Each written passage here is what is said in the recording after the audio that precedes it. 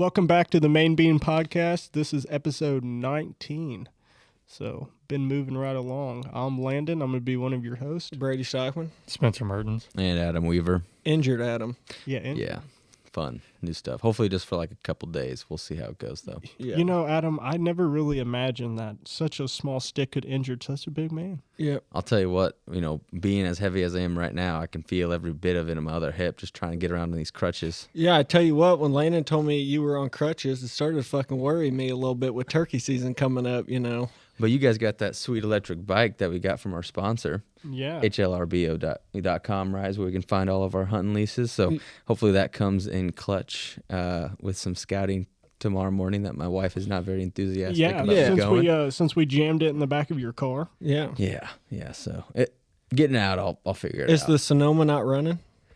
Dude, she's got a bad battery. Battery? I've been just hooking up the Honda to her just to get her running, but I can't turn her off. Jeez. Well, we kind of got a cold spell back in on us, but youth season's coming up this weekend, so we're taking a few youth hunters out. Yeah. I mean, shoot, it was 80 degrees March 30th, and now April 2nd, today of the podcast, it's What was 44. The mushrooms are going to be shriveling back up on us. There's a few other things shriveling back up when it's cold like this. You know what I'm saying? Yeah. Yeah, no, I definitely know. Is it such a thing to find a mushroom that's an innie? I don't know. But speaking of mushrooms, things that look like that, acorns, I still saw some down on the ground this last weekend. Have you guys been out morel hunting and finding some other stuff? Because I found a whole white oak tree still full of them. Turkeys are Yeah, all dude, over we the had a place. good acorn crop this year on Crazy. on a lot They're of still trees, out. so. Yeah.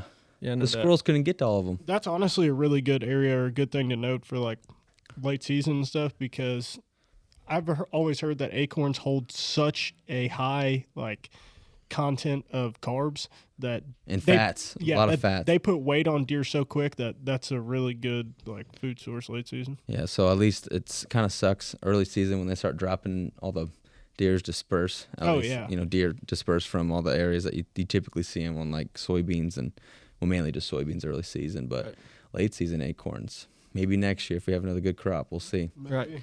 Well, also, we got some more exciting news before we get into our special guest. We got a new partner of the podcast, Lowdown Game Viewers. Yeah. So we should be getting some cool stuff from them here in the next couple weeks. But it's a pretty cool gadget. It's a screen for viewing your trail cam pictures and stuff.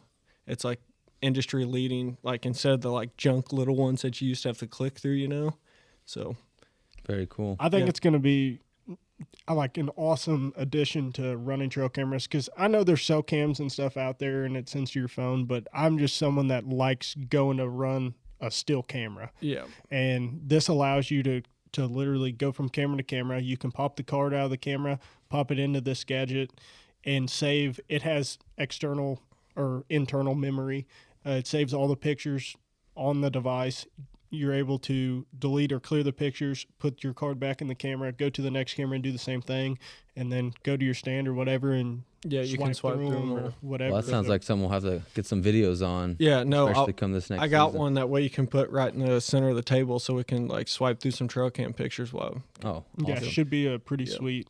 Because we'll start filming them here in probably 2 episodes probably next episode we'll probably have the camera to be filming them, so we should have a whole new little gadget, new little Sweet. setup going on. Awesome. But- Yeah, absolutely. We can go run them turkey cameras and. Hopefully we don't need them this year with how many I'm seeing. I know. So. Hopefully, but yeah, man. So exciting stuff there. So we'll have to get a little ad read going for them here. But that was just kind of something that we fell into in the last couple of days, and we were waiting to tell you guys till we actually knew something was going to come through. So Yeah. yeah, Just found out basically today. So exciting. That's great. But we also exciting. We got one of our really good friends, Josh White, here on the podcast today. So the man, the myth, the legend, yeah, Mr. Josh. That's right. that mustache is something else. Yep. I'm gonna have to work on mine for turkey season. That's what we need for the thumbnail, just a picture of his Just face. Josh's mustache. That's it. Just straight up his mustache. That's it. That's what we need. Man, turkeys better beware with something like Yeah, that. clickbait, baby, Yeah, Yeah, that's they're right. scared.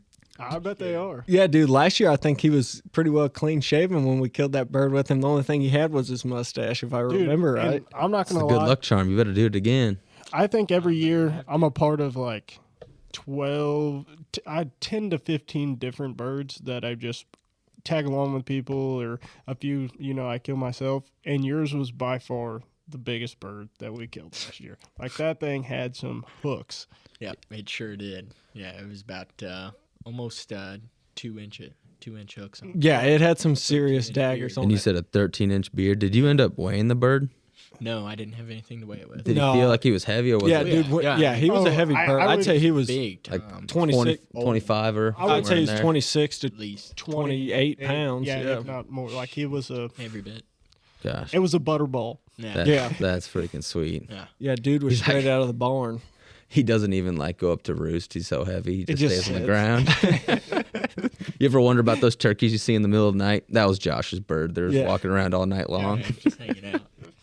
It's like, guys, I'm trying to fly. Can't. I just can't. I wonder why all his breast feathers were gone. He's sitting on his belly the whole time. Yeah.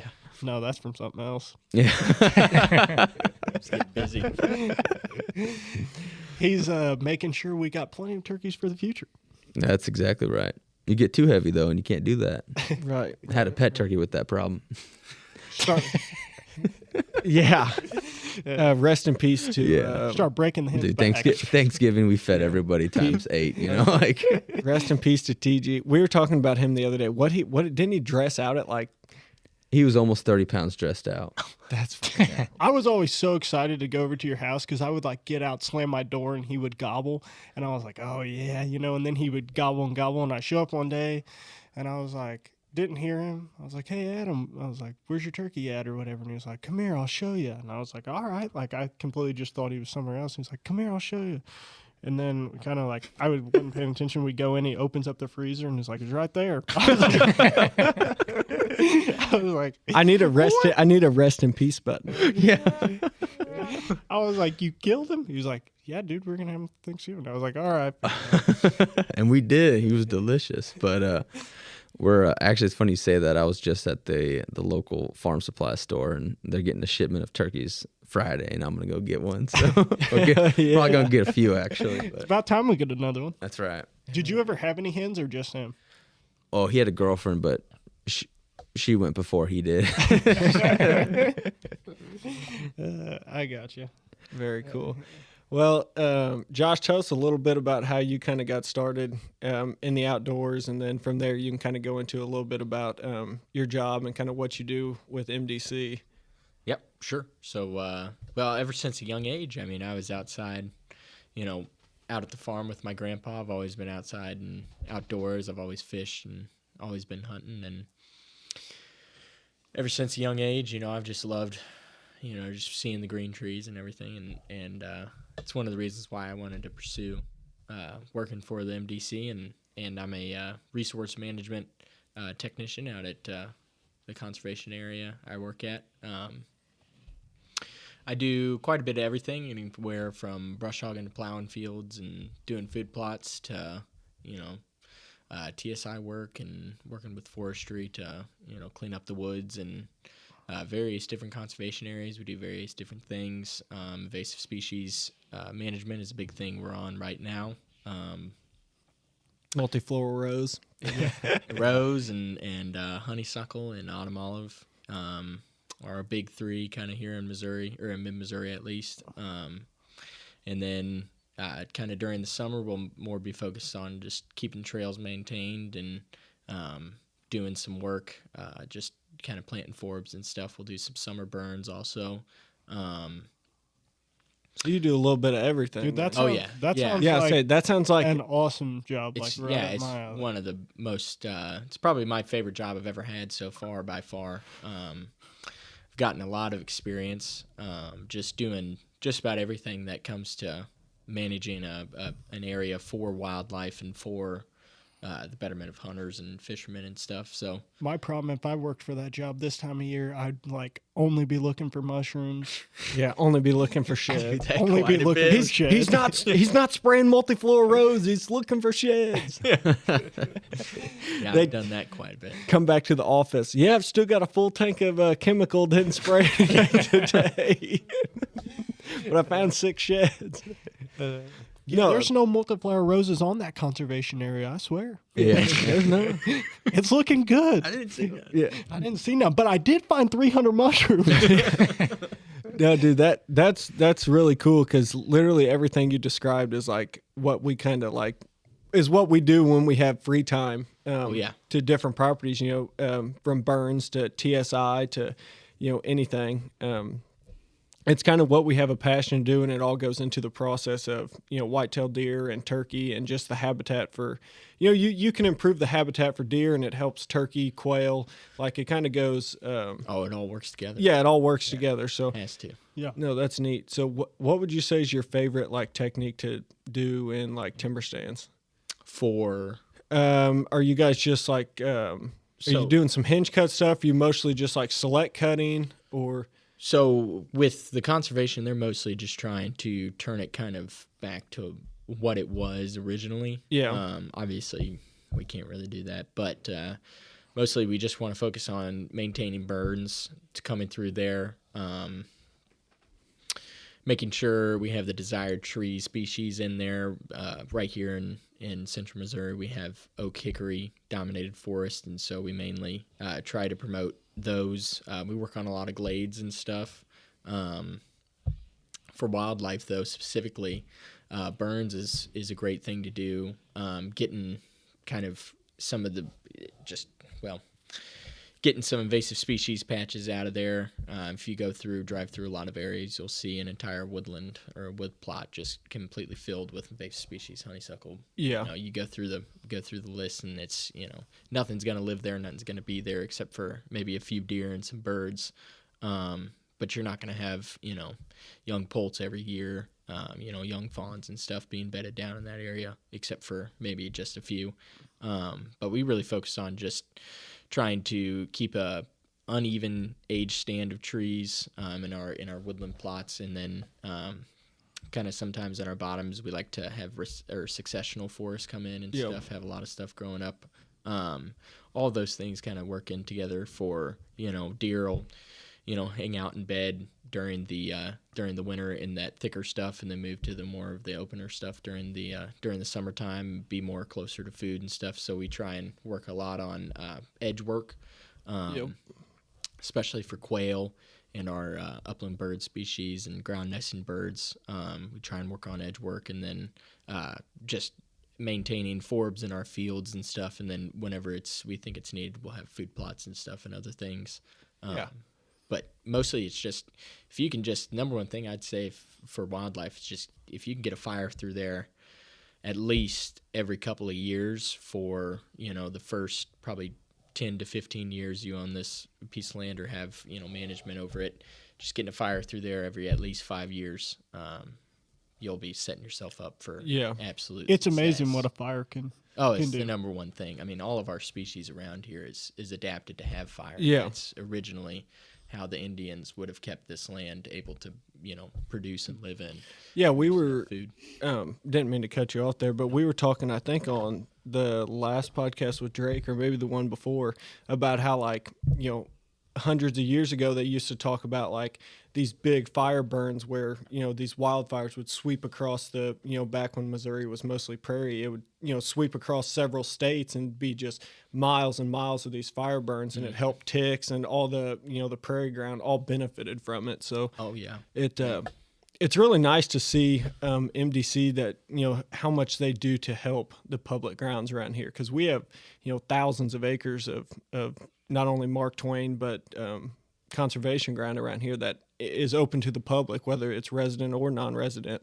So it's really neat to see how much time they spend on getting that habitat to a T to help the deer and turkey and other And there's a species. lot of people out there that are are scared of fire or scared to burn. Oh, yeah. But it's really not that bad if I think, and I could be wrong, but don't MDC have like different places, or they put like a fire. They put on like prescribed burn classes. Yeah, like Yeah, a class. class. Yeah, Absolutely. That's what I was getting at. Courses and stuff you can go to, Yeah. and we'll burn maybe 15, 20 acres or something to Yeah. how to put in lines and what type of wind you're looking for, what to look for, with elevation and lift and all sorts of things. Humidity-wise and everything. stuff. Yeah, it all plays a factor in how well absolutely. it burns. That's Yeah. what they save the runs here for every year. Yeah. They do. They prescribe burn that native grass off every year in a class. Yeah. And you can never be too careful. I mean, the wind can switch and different things, but a lot of the time, if you're just not being an idiot, you can pretty well It's burn. pretty simple, yeah. Yeah, it's pretty simple. I feel like you. Unless you're Max Hughes, then your whole farm goes up on fire every year, it seems like. Yeah, Max did. No, you're good. Max did a prescribed burn on his farm here. Oh, it's been about a month ago now, and we were joking about it the past couple of podcasts, and lit it up on a Sunday, didn't he? I think he did it on a Sunday, burned a couple of his fields off. He's got some fallow fields that he's letting grow up, and he was tilled them, let some native stuff come in, and was burning it off this year. Lit it up on Sunday, and like Wednesday, was it Tuesday? No, it was Tuesday. Yeah, Tuesday, the neighbor called and whatever his It was really windy, and his neighbor called and said, "Hey, I'm going to burn my back field," but the back field butts right up to his, and said that I think it might get a little hairy, but can I put it out on your side or whatever? And Max was like, "Oh, just let it burn through my side if you want, and then put it out. It butts a field anyway."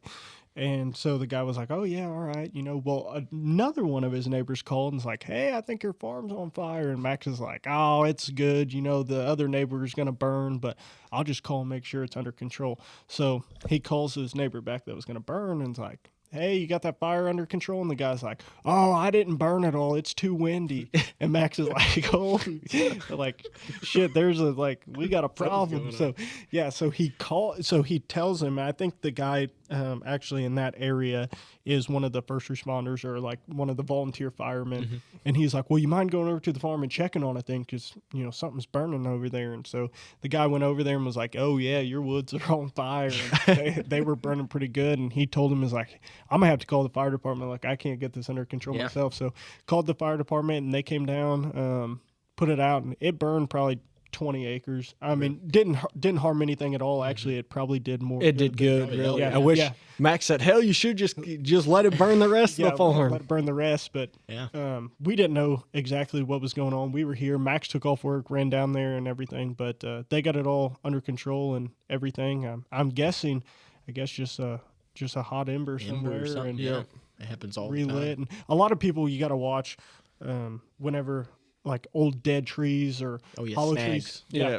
and they get burning and people don't realize it, But a lot of times, especially Adam had that happen. Yeah. especially when you're burning timber. I mean, once everything's burned, if there's still trees lit on fire or logs in the middle, if everything around it's burned, it doesn't really have anywhere to go. So that's pretty safe. But watching just old dead logs on the edges of fields and stuff when you're done burning, just make sure. Yeah, we drive around with water units just in case. Like I was on a burn probably about 4 weeks ago, a month ago now. And we had a fire jump the line in this little drainage ditch that was just filled with some Osage orange, some old Osage orange and some cedar, and it just caught on fire. And then it's right next to this great big oak. And this oak had a dead limb that was hanging out probably 20 or 30 feet from the fire itself. And this wasn't a real intense fire. It was kind of just smoldering and stuff. But it had actually caught that limb on fire. An ember floated up and landed on top or something, and it ignited, and that oak started burning from the inside and kind of hollow burned itself out. And, you got to be careful of all those things. Got to have fire lines and stuff put in if you're going to burn. And just be wary of that wind. Like you said, it can change on a dime, and you can end up burning your neighbor's field down and, then some and stuff. Absolutely.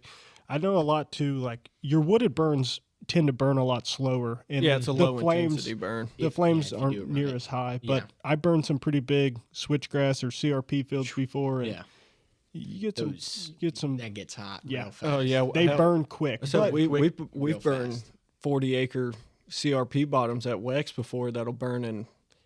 Hell, by the time we have the backfire burning and you light that head fire, I bet that whole 40 acres goes up in less than 5 minutes. oh I yeah, believe yeah, it. Yeah, just it's done. poof, done. Yeah, hot and fast. Yep. But it's amazing on like a really controlled burn and having the help that you need. Like you light that, back burn it, and that takes the longest burning against the wind. Getting that line, and then once you go, It's crucial though. yeah, oh, absolutely. When you burn that head fire or light that head fire, and it comes across there and hits that fire, it's just done. Oh, Like, yeah, the yeah. fire's out and it's done. It's pretty cool. Oh, yeah. I love burning. Oh, it's one of my favorite things. I mean, Yeah. if you want to get out and do the best you can do is a burn, and if you want to help your native wildlife and stuff, it's just Yeah. get out Yeah, there it's and help it's one of the conservation. easiest ways to honestly create the protein in the Forbes pound by pound per per acre Yeah. anywhere.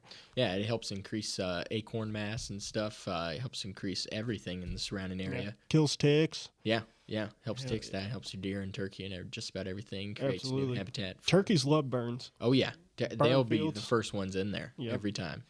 Yep. So They do. we really try, and which MDC is really good about this. We've walked between all of us together. We've walked a bunch of public ground, and they're really good at diversifying like the landscape. Oh yeah, You walk through some public ground in different states, and it seems like it's just left alone, and they just don't put any time or money into it. But it seems like MDC does a really good job of, like you said, they have glades and different savannas and different forest stands, and they're really good about creating a habitat for everything and really taking advantage of, I guess, our tax dollar.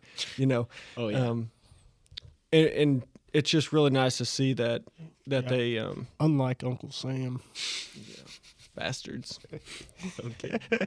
But no, so we try and do kind of the same thing on a lot of our farms. Like you hit the nail on the head when you said like we have a hickory and oak, overrun forests around here, and that's kind of how like we were doing TSI at Max's farm 2 weeks ago, I guess, and that's it's mostly hickory, oak, and cedars. You get all the grown up cedars in there. So we Yeah. walk through, just me and him had a saw each, walked through, cut all the cedars down, fell all the cedars, select cut on the hickories. A lot of them we cut and sprayed. Some of them we girdled, and then other ones that were smaller we hinge cut just to kind of diversify that a little bit.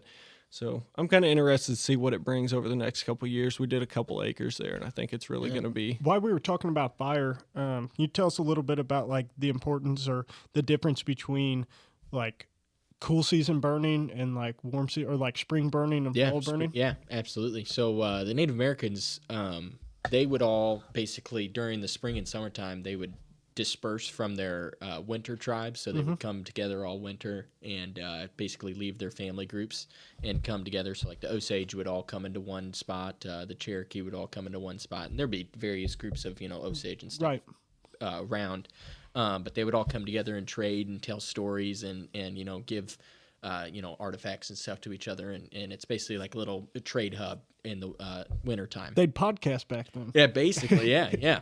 It just wasn't recorded. Yeah, and so at the beginning of that, all the men would come together, and they would have, at least here in Missouri, they would have the females go and light the fire on one side of, say this plot of land where they're staying overwintering and stuff. They'd light the fire on one side of the forest and then go and stand on the other. And they would call it the Great Hunt. So they would go and burn the forest, burn the plains, and, basically kill a bunch of animals, turn it into jerky, smoke it and stuff, basically ensure that they have survival throughout the wintertime. And so our forests and our plains and stuff, of course, we have lightning strikes and stuff that happens. And back then there was fire that was just happening all over the place. But good rule of thumb is, for if you want forbs to grow up, basically you want to do a spring burn in a field It's not necessarily the best for wildlife and stuff, but it is the best for promoting plant growth and stuff. You kill off grasses and you promote more forbs and woody brush and stuff. But at the same time, you're also, preventing quail habitat and woodcock habitat and other stuff, and preventing turkeys from having that tall grass nesting place during that springtime, preventing fawning areas and stuff. So springtime burn is what we try to do in the conservation, just because it's the easiest. You get the easiest wind days. Our winds during the spring are very northwest southwest oriented. Right. We try to do springtime burns, but historically our land here would have benefited best from fall burns, just because during that fall we burn off all the basically the growth that died off during the heat of the summer, and it allows that couple months of regrowth to happen, and that provides food for all the animals and stuff. And then the Indians would have came through and hunted and stuff, and in these areas where they lived, they wanted to be all clear and stuff. They didn't want to have real thick forest right next to them. So I've always heard that a fall burn is very beneficial. Yeah. But at the same time, everything's so dry. Right. It's difficult to execute a fall burn. Yeah, we've honestly never fall burned. I just have been through different habitat courses and stuff, and they talk about how great a fall burn is. Mm-hmm. But we burn a lot in the spring, and we don't, like you were saying, far as nesting and stuff for fawns or nesting for turkeys and bedding for fawns. Yeah. But we only do like a third of it, so a third of it every year, and it's rotational through about every 3 years. Yeah. That's good. That way there's always habitat. Always something, yeah. And there's always habitat. They obviously didn't have, shit, you got to worry about your neighbors, his horn's on fire or something. Bighorn's on fire.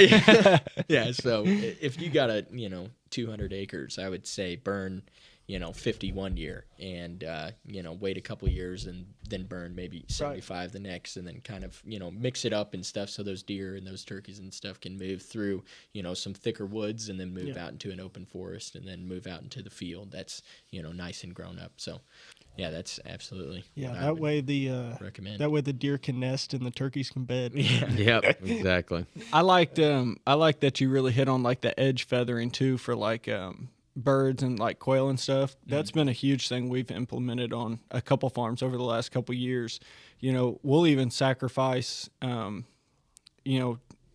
to 20 yards of a field, and we'll drop like one tree in the field, and we'll drop the other tree into the timber, and we'll kind of go back and forth. That way you get a big soft line of native growth in there, and it honestly really helps the deer transition from like hard timber to a soft edge, and then out to field. So the deer love that soft feathered edge. They like to go bounce right into where they can come out. It's still thick, but they're able to like see into the field. Mm-hmm. Yeah, get a feel for what's going on. Yeah, absolutely. Yeah, that's been really cool, and I know Rick's done that. Well, me and Landon, Spencer was there too. We went to the NDAs, a couple different events they've had, and one of the things we did this summer was their habitat modules. So for like 3 weeks, which I think you messaged me about actually, Josh. Yeah. So for like, or not 3 weeks, for like 3 days, we went through like all these processes of, what are you laughing about? Me and you both were just like, I was not paying attention earlier, and I happened to say something about deer nesting or whatever, and then you were over here talking about 3 weeks instead of 3 days. So we're all confused. It's a Monday night, I think. Yeah. No, but so for 3 days we kind of went over all these processes, and they went through the just different techniques of what they were doing. So it was cool to see. We got to be on some really nice farms where they've implemented some of the like edge feathering and the timber work and fire. So it's always neat to see the diversity and habitat for different species. I feel like there's a lot of people that view it as like that's just a ton of work, but I always have felt like I enjoy the work just as much as going hunting. Oh, yeah. Like the work's part of the process. Yeah. I mean, it's going to ensure that you're hunting, 10, 20 years from now. So, absolutely. You almost have to do it.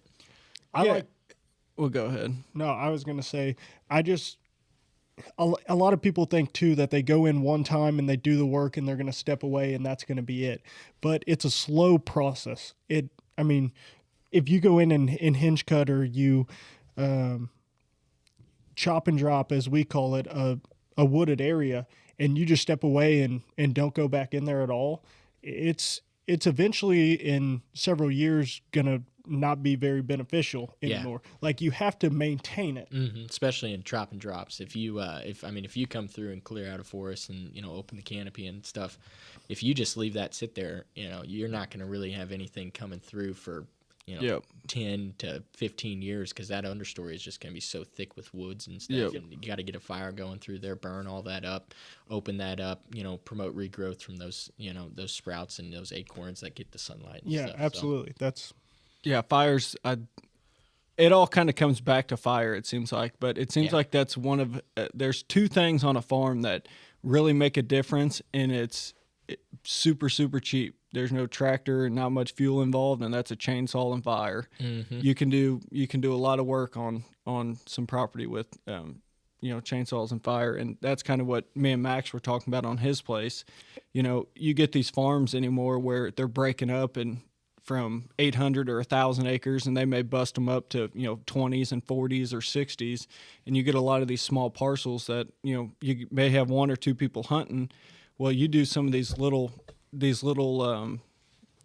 well, whatever you want to call it, like run a chainsaw fire, different bedding and stuff, and you're going to improve your deer and your turkey numbers by a lot. It's amazing too how a little bit of work can go a long way. I mean, just running a fire through a place, or going through with the chainsaw, like he said, and select cutting just cedars and different trash trees can make a big difference, letting more sunlight in. I got a question. Whenever you guys are cutting cedars, do you just leave them lay, or do you pile them up or take them out of there? Or we typically just leave them lay. Really? Mm-hmm. Really? Yeah, we've done it both ways, I guess. Sometimes we've done it on different areas. Oh, again, Max's farm, to be specific. Like, we've had areas where it's completely desolate. You can get down on one knee and you can see through 2 acres of cedars. There's nothing below it. Yeah. And we just brought a couple skid loaders in, cleaned it up, piled them up, burnt them, and then didn't ran a fire through it and I let think it it depends regenerate. the situation. If you got a place that's just solid cedars, and like Brady said, it's like basically a desert. Yeah, a desert. Underneath them, no growth, no nothing, and you'll notice a lot of the lower branches on the cedars are dying because they're not even seeing sunlight. Yeah, you know.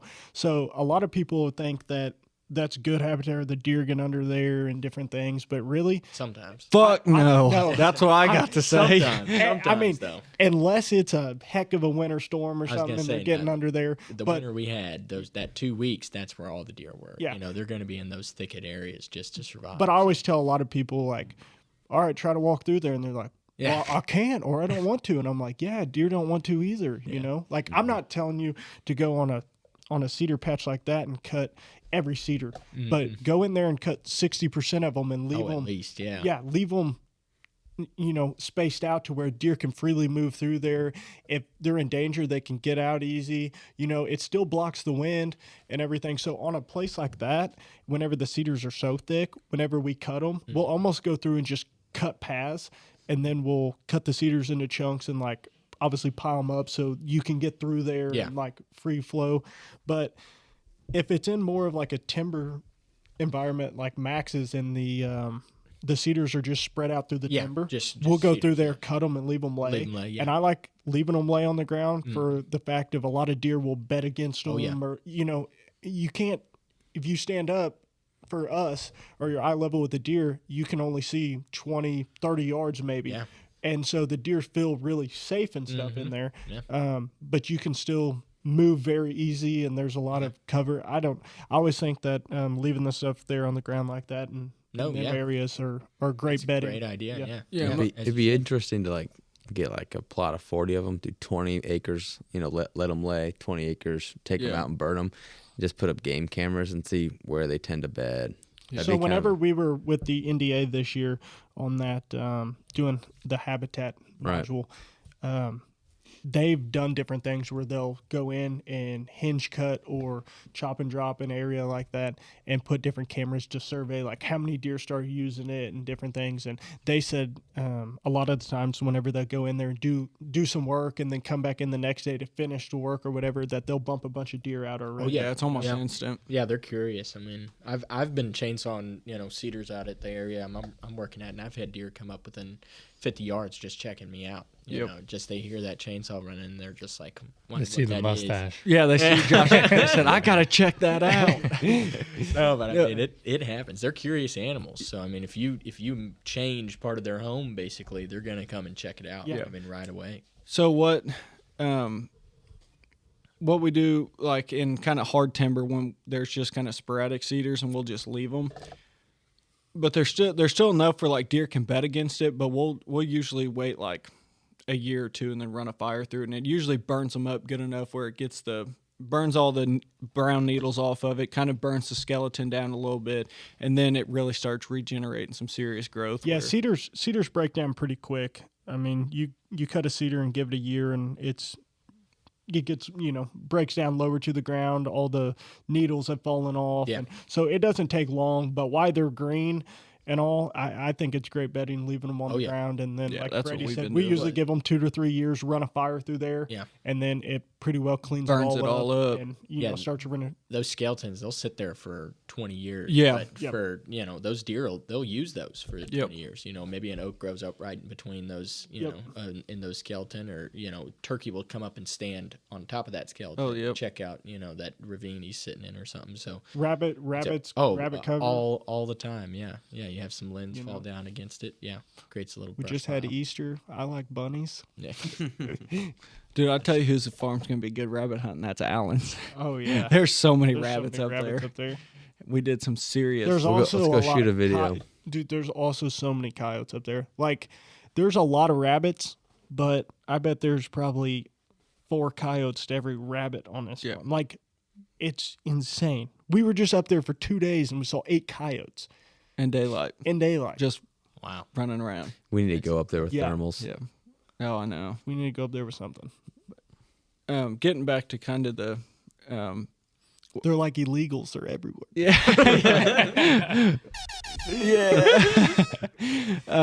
They just keep coming.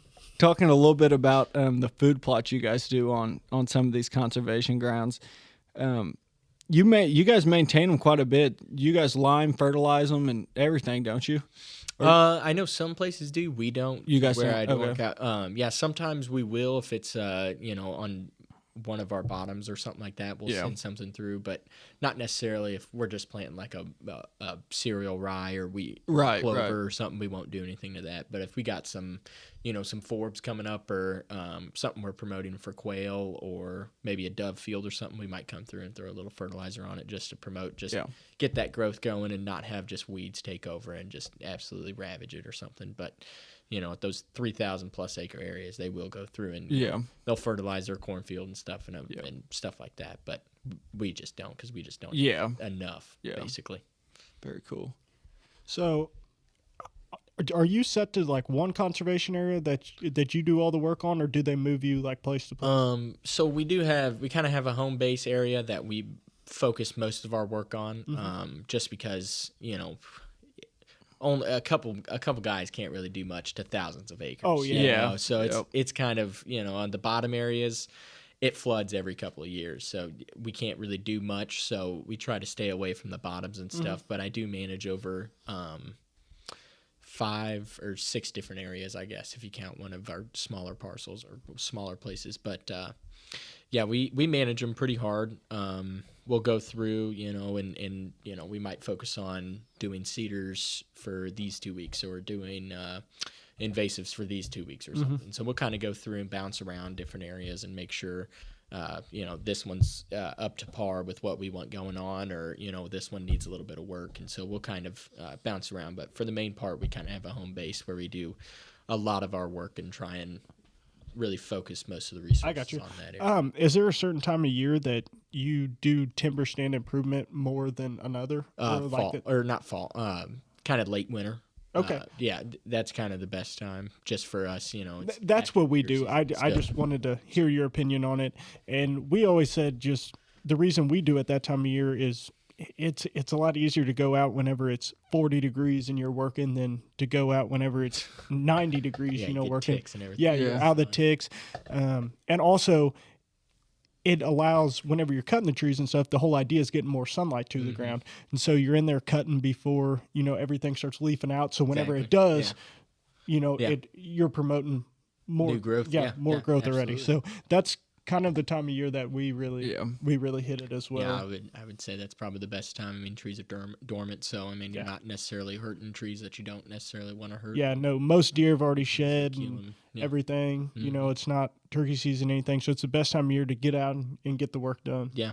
What are you guys doing? Are you guys spraying like multiflora rose and the honeysuckle or?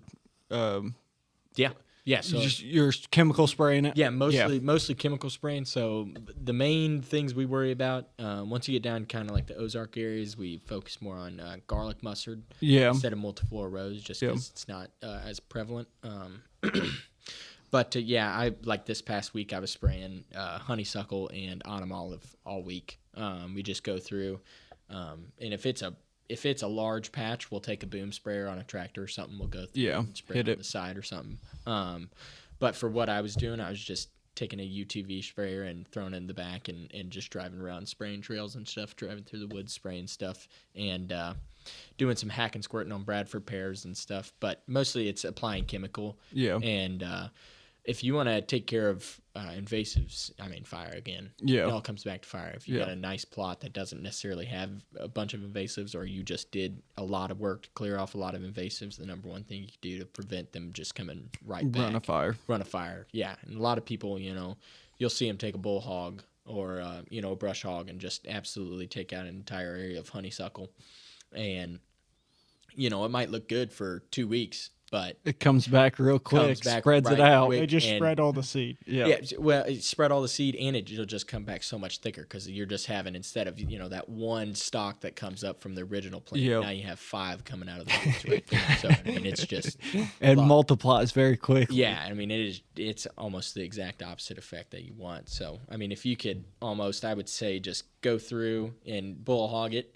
Wait probably a month or something until you get some good growth coming back, and then go through and just boom spray the entire area. Just kill it all, run a fire through there, burn up all that, that woody stuff, and then you can start over with a clean slate, basically, and not have it just completely out of control. We turkey hunted a farm. That's been a couple of years ago now. I swear, I shit you not, I have never seen multiflora rose in my life like that was on this farm. Remember? You know where I'm talking about? Yeah, I know the area. Where there was so much. We used to have to walk up this hill to get kind of back to. It was kind of a couple rolling hills to get back to where the turkeys always were, where they were, and we'd be walking back there early in the morning, and you were walking through like literally acres of just multiflora rose. It was the wildest shit. Yeah, I also got shocked so bad on that farm one morning because they had cows, but they had a barbed wire fence, and then just inside the barbed wire, they had ran an electric fence. And obviously, it's dark. I didn't really see it, and I was kind of squeezing through there. And I think it was raining or something. I don't know. I was kind of wet. I've touched the electric fence before. I've never been shocked so bad in my life. I got stuck between the barbed wire and the electric. Dude, it shocked me so bad that I ended up on the ground like 10 or 12 yards away. I had the camera gear in my hand and everything. You didn't have to go to the bathroom anymore after that, huh? No. I got up, Max came over, he's like, dude, are you all right? And I was like, I don't know what just happened, but sparks came out of my ass. It was bad. So needless to say, that was a good. We don't hunt that farm anymore. Yeah. There was some bad memories between the electric fences and the all the multiflora roses. It was a tough. If you didn't get stabbed by something, you got electrocuted. Jeez. I tell you who's used to have a bunch. That one farm that you used on had a bunch of multiflora rose on it before. Our farm's getting bad with multiflower roses. I was pausing, but I was like, "Oh, we'll cut it out later." He's a good time though. He went hog hunting with us. God. Yeah, He's the one that bought a sombrero going across the Rio Grande, right? Yeah. He did. He in fact did. coming back from Mexico. Yep. He got us into Mexico, bought us some hats and a bunch of stuff, and Some cerveza. About 42. yep. Yeah, it was like 40. He's a deal. He's a deal. Yeah, But We got to cut out like 4 minutes. it'll be all right. What were we even talking about? I don't even know. Fuck, I don't even we remember. were Now ta- my thoughts are just on margaritas. Yeah, I was gonna say it kind of does sound good That's after he exactly said that. We need a margarita machine on the Dude. table. we're gonna have to invest in that for the Mhm. podcast. It's gonna get a little noisy if you want it all crushed. Yeah, that's right. I like mine on the rocks, honestly. See, No, I like Yeah. mine. I don't like mine the frozen, I like man. mine frozen. I like Really? frozen. Yeah. No, I like dude, frozen. I can't On the drink them rocks, frozen on the rocks. Strawberry on the rocks with some little sugar on that glass. I'm No, in. I'm in. frozen and I like salt. I like salt too. Yeah, that's how. Definitely the salt. I'm a line We can guy. agree on that. Yeah, that's right. Fuck. I don't know. So, Josh, to get back on topic, whenever you guys are basically, I think we were talking about like whenever. Well, you were talking about multiflower roses, and Yeah, I was on- talking about on- being We were shots. talking about invasive species. Yeah, Yeah, we were talking about invasive spraying them and So I was wanting to ask you earlier, whenever we were talking about like the timber stand improvement, is there like select trees that you guys always cut? Like, do you go into an area like your ash or elm, or do you guys leave a lot of those? Or is there anything like in particular trees that you're looking for that's like no good? No, or something. Yeah. I would say any of the invasives, specifically Bradford pears, your Russian elms, or Siberian elms. If it's kind of, we basically go through and take a count of the diversity of the trees in there. Say we have a dominant of ash or something. If it's not necessarily a place where we would necessarily think ash are supposed to be, like if it's not like a successional kind of like bottomland Right. area, we're not going to just want complete ash in there. Right. And so we'll come through and cut ash or something. Or if we're in a area that's dominated by mostly hickories or something, then we'll come in and kind of cut hickories and promote more oak growth and stuff. But for the most part, Get a diversity going. yeah, just you want to promote biodiversity while still maintaining, that oak hickory forest, and it's an oak dominated oak hickory forest Damn straight. with white oaks. So Right Yeah. on. Yeah, I tend to cut ash quite a bit too. yeah, I and would say you don't have to cut many ash I was anymore gonna after all say the ash the boards. emerald ash borer will take care of you The as ash soon borers as they get to about that came big. So that's what I was gonna say.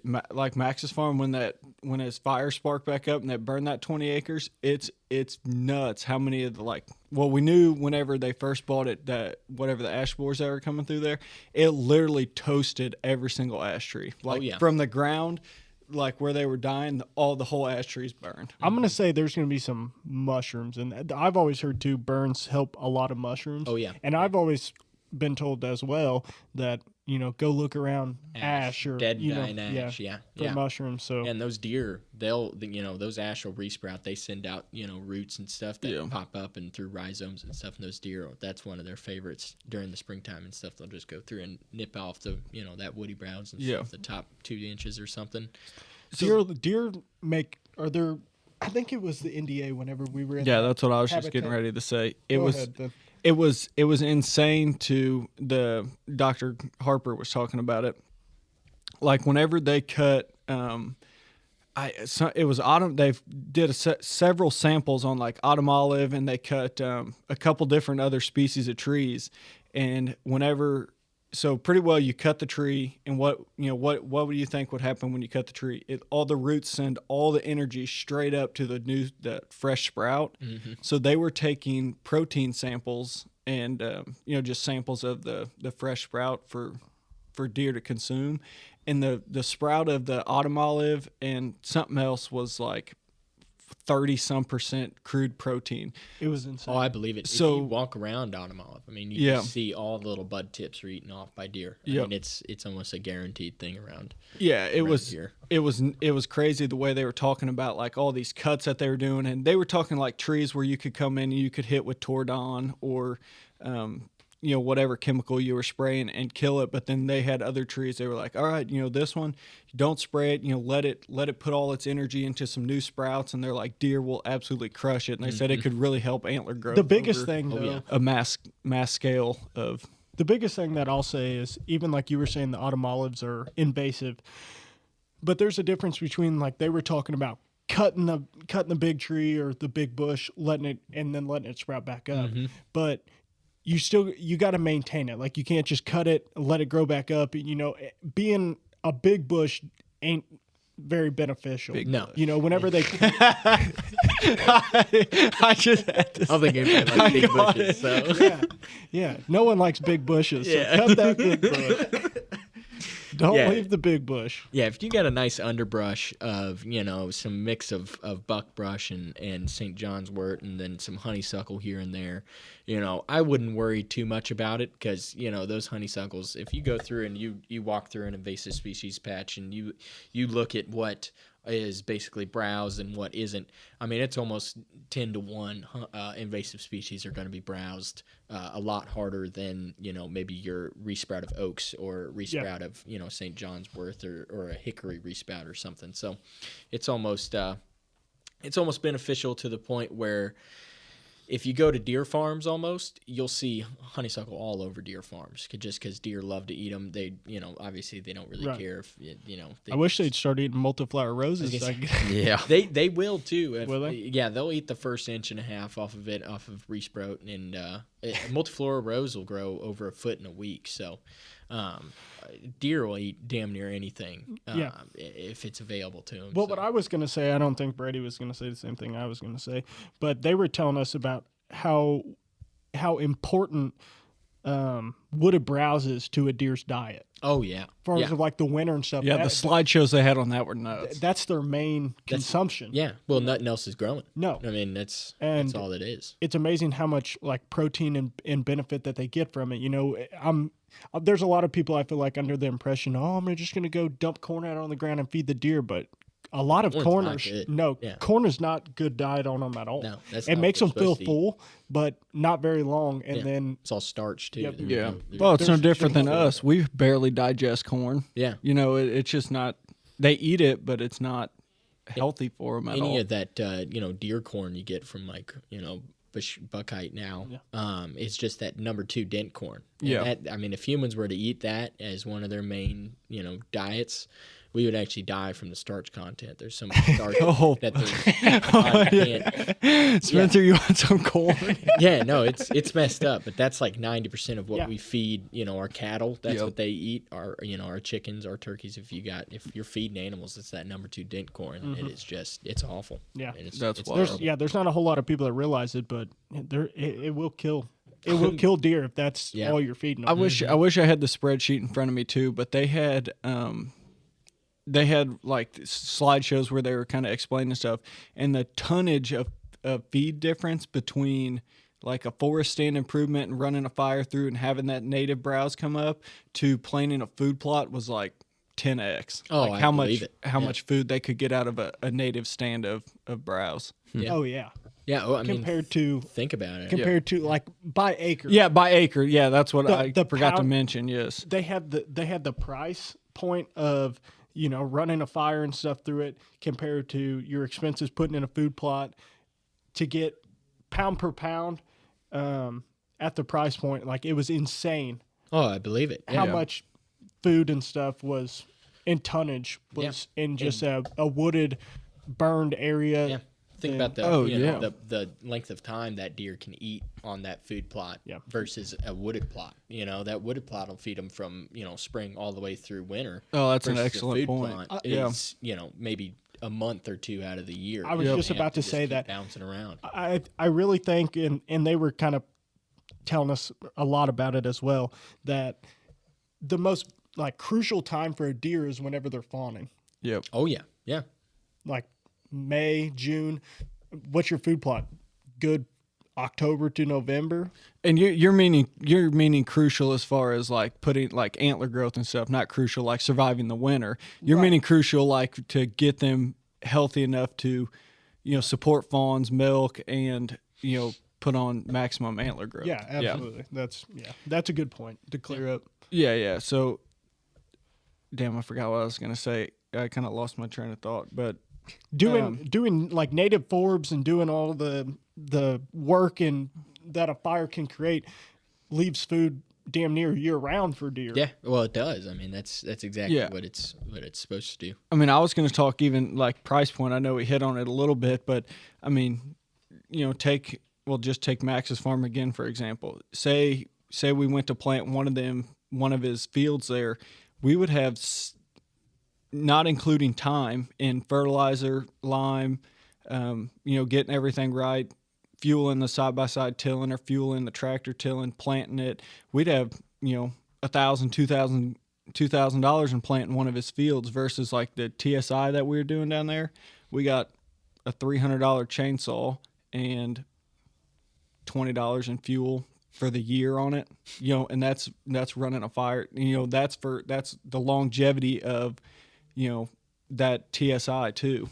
That's over 20 years or however long it takes to, that deer can eat in that, or turkey, whatever. Yeah, I agree. The amount of nesting habitat, fawning cover, it's crazy. Yeah, I mean, deer want to be in the woods. Yeah, they don't want to be sitting in a cereal rye field that's 6 inches off the ground. No. You got coyotes sneaking up on you and stuff. They don't want to be there. No. They're scared. That's why you see those does all the time, just glassing everything, looking at everything. They'll see it coming from a mile away. Yeah, I mean, and kind of leading into like the deer hunting aspect of things. Excuse me. We've where we've implemented a lot of the TSI and edge feathering. It all plays into kind of leading the deer out to maybe a food source, or even just hunting over it in the rut where bucks are chasing does in and out of it, and it all kind of helps in the grand scheme of things for us to kill the mature buck that we've been after all year. I think it helps a lot too. We always say, the way our season's structured, or you can't control what your neighbors are killing and everything else, and it definitely helps hold a lot more deer on your property. Oh yeah, Yeah. Hopefully that 3-year-old doesn't cross the fence line and get killed. If he's got the food in that little 40 acre woodlot they got, he's not ever gonna leave hardly. So. Yeah, no, a lot of that definitely helps, and definitely, trying to get deer more mature or growing bigger deer all around. So definitely very beneficial for everything. Yeah, same with turkeys. Yeah, and you don't realize it, and we do the work just for deer and turkey, but birds, butterflies, everything. Oh yeah, I could go all in on that. I mean, there's so much more than just deer and turkey. Yeah, and that's just together. What we like focusing on. But yeah, whenever you really break it down to all the organisms in there, they all benefit from each other. Yep, absolutely. Do you like butterflies, Adam? Absolutely. Yeah. I'm always curious though, like, is there any reason as to why, besides safety of farms burning without you knowing them, like a detriment to some of the like critters or wildlife? Because I'm imagining like there's probably some wildlife that don't make it. Sometimes, for the most part, like they escape pretty well.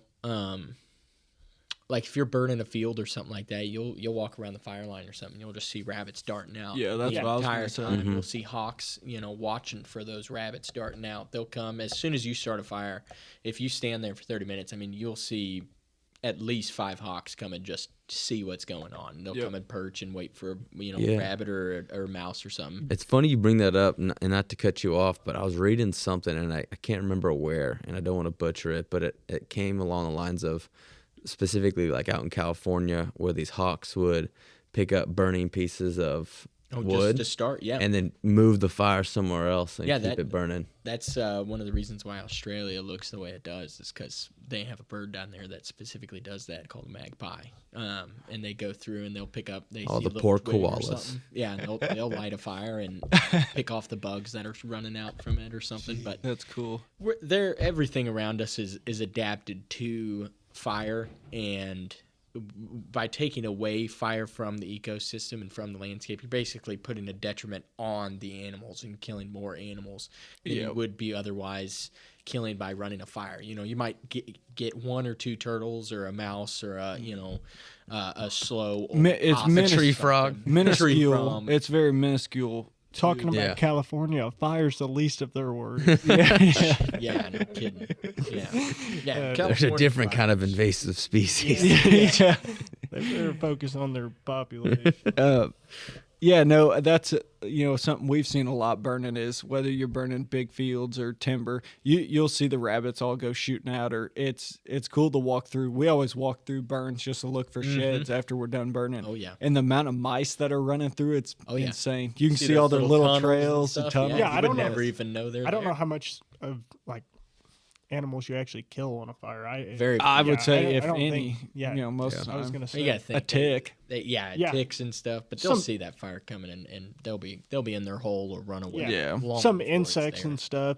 That's what turkeys get out there, and a lot of times it heats the ground up, so a lot of Worms will earthworms pop and up. stuff come up, and turkeys out there Yeah. picking around. Dude, that's one of when we were a youth, we burnt it. I was talking about that 40-acre bottom.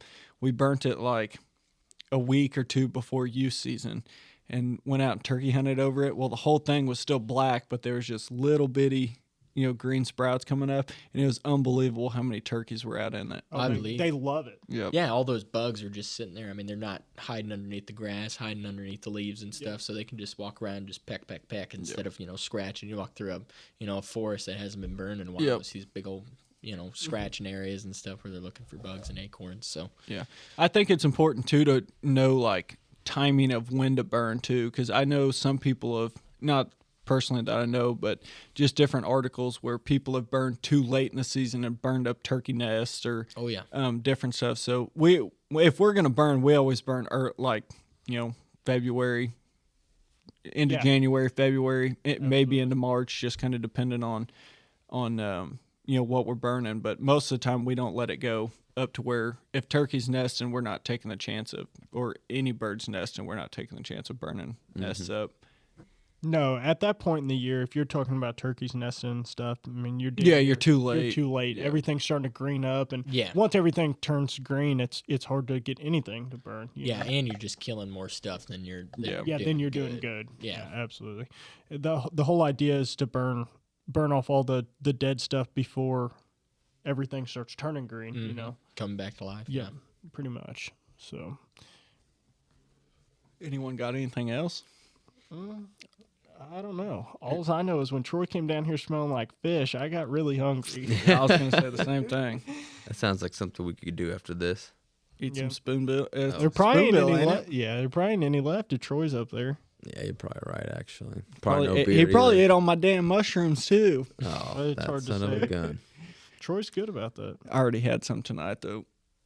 Shay brought me a whole bag of fish and mushrooms to work. All right, Lucky that's son of just a gun. bullshit. Yeah. Well, I guess if no one has anything else, we'll go round table with thoughts. One more week till youth season, right? youth dude, season youth is season's like this weekend. Yeah. It's, yeah. Well, oh shoot. You better get off your damn. I've been pretzel. off. I've been off work for a while, so days are kind of coming together. Yeah, that's man, this foot better get better by then. We're all a little off tonight. Yeah, holy moly. I'm thinking about fish and margaritas now, and you're thinking about youth season being next weekend. No, we got Normal okay. Yeah, it's coming up. Better get ready. Yeah, you better get ready. I think it looks like it's going to rain on Sunday, unfortunately, Yeah, but we'll we'll see. make it happen. We'll hunt the fields. Yeah. We'll just hunt the fields. I've always hunted with the rain with turkeys. Yeah, oh I've yeah, so do always- I. As long as we I got like hunting in the rain. as long with as we got a turkeys. kid that's not, I won't say it, but as long as we don't have a soft kid, Yeah, we'll be all right. be like tough it If out. it's a warm rain, they'll be fine. oh yeah, I'm just ready to hear hammering. Oh, it's gonna be great. It's gonna be awesome. Oh, I've heard some hammering. I just want to get out there and be able to cut a call. And Josh, you're going youth hunting with your My youngest brother. Yep. yeah. Oh heck yeah, His last that's season. exciting. Mm-hmm. That is Get exciting. him on one. Well, with that mustache you got, you ought to. Yeah. Yeah, they all just come running in. get them ladies in. That's right. That's funny. No, Josh, we really appreciate you coming on. Yeah. You know, Appreciate you having me. yeah, absolutely. It was a good conversation. I love the habitat. Yeah, the wealth of knowledge conversation. that you got, and especially whenever we went turkey hunting last year with you. Everywhere we went, you were telling me about this edible plant we could eat, and different things. Yeah, pointing out this point. That's what I like. It's a true woodsman whenever you can kind of walk through the woods and really point out, you know, different plant species, tree species, and it just makes you more the knowledge that you have while you're walking. It was through the amazing woods the is more- different, appreciate it. the different Thank you. things that you knew, and I did take your word for it. I ate a few of them, and I never died or. some garlic mustard. Hey, it's good. Yeah. It's good. Yeah, absolutely. We'll have to get on another hunt this year and go chase some birds. Yeah, hopefully put another one in the ground. That's right. Another big old slob, hopefully. yeah. Big old breeder. Yeah, and then we'll go to Oscar's and get us some breakfast. That's right. Yeah, yeah. That's right. Part of the tradition Shout out now. Oscars. Yeah, that's right. Nope. That was a fun morning. That was a lot of fun. I think we got a lot of fun mornings coming up. The next 2 months are going to be exciting with a fun filled with turkeys and coming into summer. So getting excited. We'll kick it off this All right, my weekend, stomach's hopefully. growling in this thing. All right, Josh. Again, we appreciate you, buddy. Yep. But like always, wrap your tag around the main beam. Peace. Or the turkey leg.